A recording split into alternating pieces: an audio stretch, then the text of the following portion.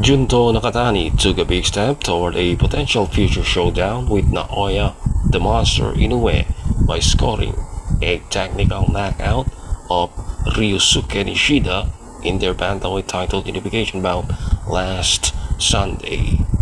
Nishida was unable to start the 7th round at Tokyo's Ariake Coliseum after dislocating his right shoulder, allowing Nakatani to add Nishida's IBF belt to his WBC belt. Nishida also had visible swelling above his right eye.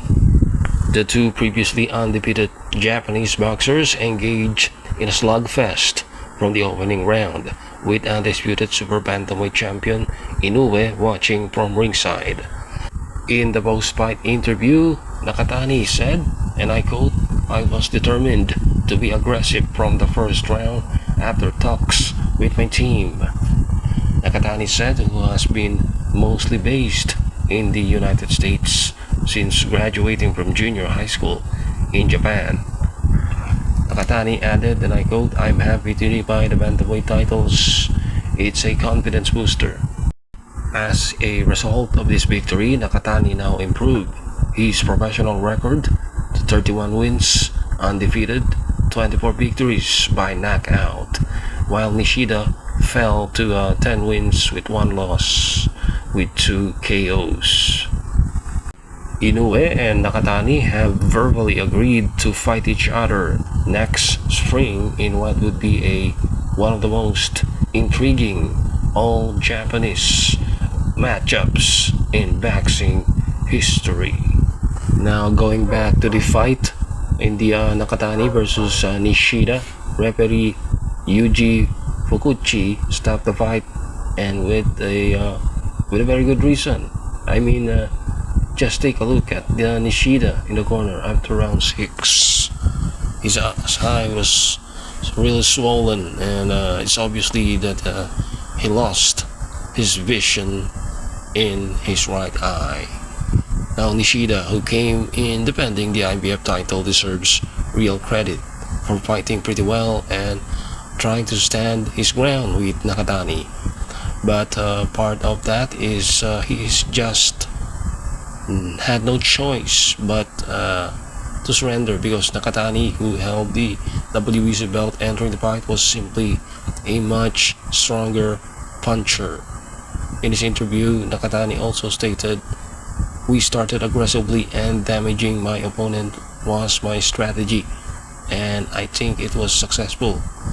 Nakatani also said through an interpreter, and I quote, "Ever since flyweight, I have really wanted to unify my titles, and finally at bantamweight, I was able to unify my titles, and I'm satisfied right now." While in the co-main event, Tenshin Nasukawa defeated Victor Santillan by a unanimous 10th round unanimous decision.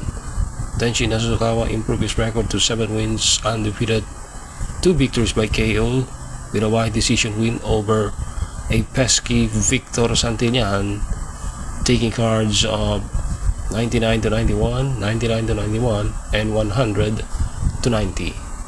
It wasn't the most exciting bout, but Nasukawa passed another test, dealing with a tricky southpaw opponent meant to prepare him for bigger fights down the line.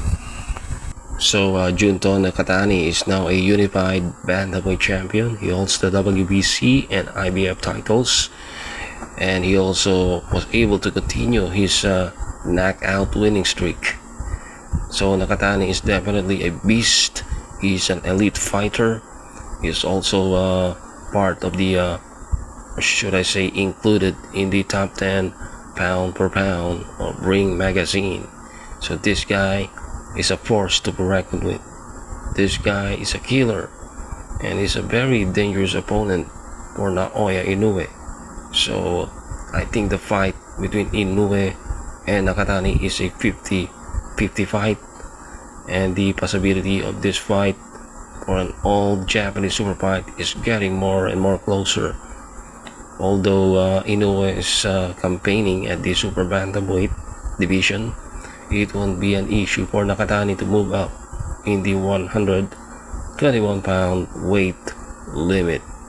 But Inoue still has another opponent to take care of, and it will be this coming September against former champion Murodjon Akhmadaliev of Uzbekistan.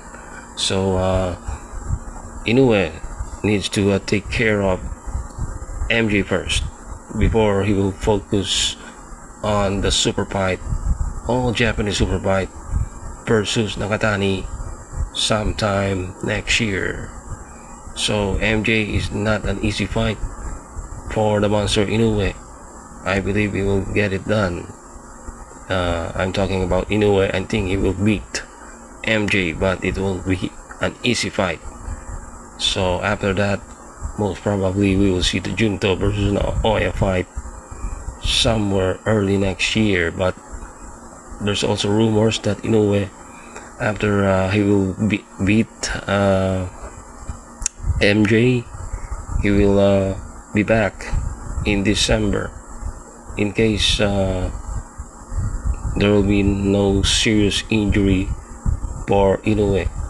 If he will get out of the Murodjon Akhmadaliev fight with no serious injuries, I think he will be back in December.